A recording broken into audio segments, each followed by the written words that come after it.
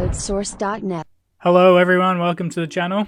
I've got another SCRCPY guide here, and it's quite a good one. It's a new GUI interface, so it makes using it a lot easier. You can essentially get rid of using the command prompt. So you have to head on over to GitHub again. I'll leave a link in the description, so that's the link there. You can grab it from the description. So it's called SCRCPY Plus. Has some pretty good features, though it could use a bit of an elaboration or expansion. It's still pretty good. So grab either of the two versions, the installer or the portable. I've grabbed the portable just because it's quicker and easier. So once you've got it, just extract it. Then you'll get a folder like this, and you'll get a little exe.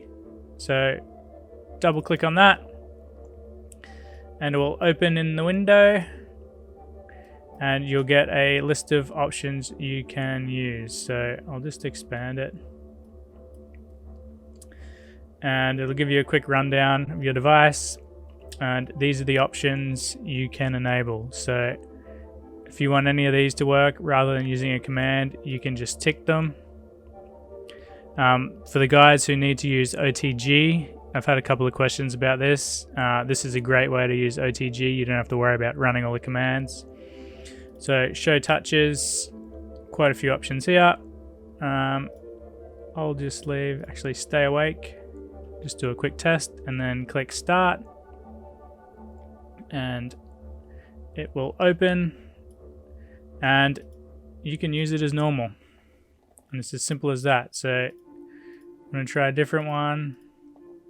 Actually got to use one that will actually work for this. Disable screensaver. Start.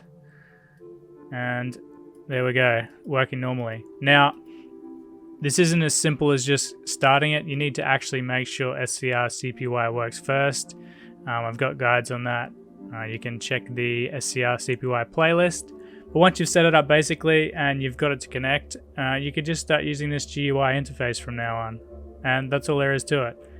There are other ones available, but this is by far the best, and it's the cleanest, and it works brilliantly every time. Literally, just click start and it goes. You don't have any console window.